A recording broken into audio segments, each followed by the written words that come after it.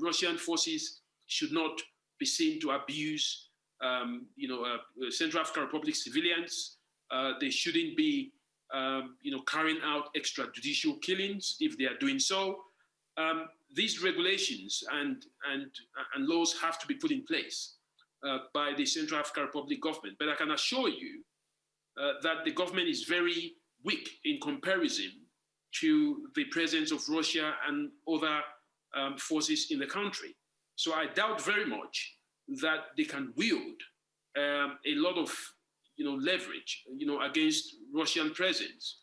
What I see is a government that is desperate to survive.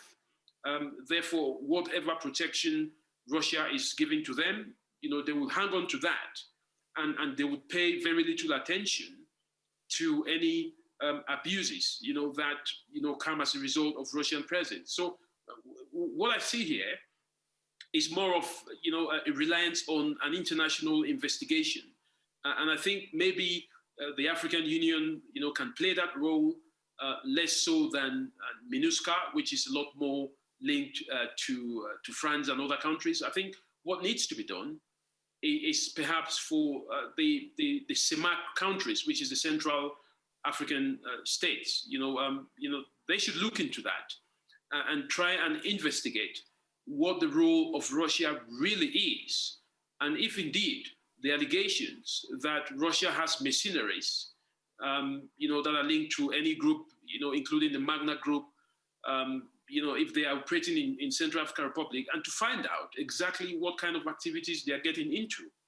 And if they are found to be committing human rights abuses or carrying out extrajudicial killings, then, the law should take its course. الوجود الروسي وتمتين العلاقة مع السلطة القائمة بالطبع ليس خبرا سرا بالنسبة إلى فرنسا التي تعتبر هذا البلد الأفريقي مستعمر لها تاريخيا. التمدد الروسي إذن أزعجها، ما خلق بين هاتين القوتين أي روسيا وفرنسا صراعا حادا. ففرنسا اليوم تشعر بخذلان وخيبة أمل من جمهورية أفريقيا الوسطى التي ترى أنها متواطئة مع روسيا عليها. I think the reason why it is happening is because there is a lot of distrust between the French government and the Central African Republic government of President Faustin Touadéra. The Central African Republic believes that the rebel movements are being supported by indirectly or directly by France. There was recently an arrest that was made of a 55-year-old French Tunisian national. He had a lot of arms and ammunition, and the French, the Central African Republic special forces say these are individuals that have been sponsored directly or indirectly by France, and that some of the rebel movements somehow are either being supported by those who have interest in the French presence, or France is looking the other way. So I think there is a huge strain between France and the Central African Republic government, but that is being discussed at the level of of MINUSCA, which is the United Nations mission in Central African Republic. There is a lot of strain also within that level of engagement. So the level of distrust between France and Central African Republic has increased, and it has been made worse because Francois Bozize, who used to be the president of CAR up until 2012, is very much being seen as somebody who has very strong relations with France, and therefore there is this local belief by some quarters that France is behind the movement. Of course, France has denied all these allegations, but the fact that Russia continues to openly support the Central African Republic, this is not good news for France, which sees itself as the forefathers or the colonial master, as it used to be, of Central African Republic. So the tension continues, and worse days might be coming ahead of this.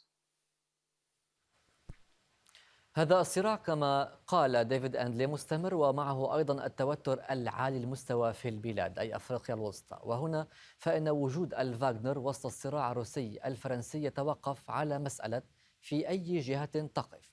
فإن كنت تقف في الجهة الفرنسية الأمر سهل للغاية، قوات الفاغنر موجودة وترتكب انتهاكات خطيرة.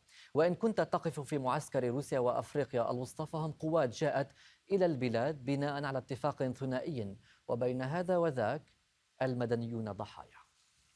I think what has been happening now is that there was a very open reluctance by the French government to assist the Central African Republic government to deal with the rebel fighters.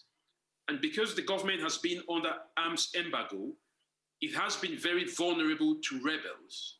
And therefore, it pushed the Central African Republic government to seek for assistance.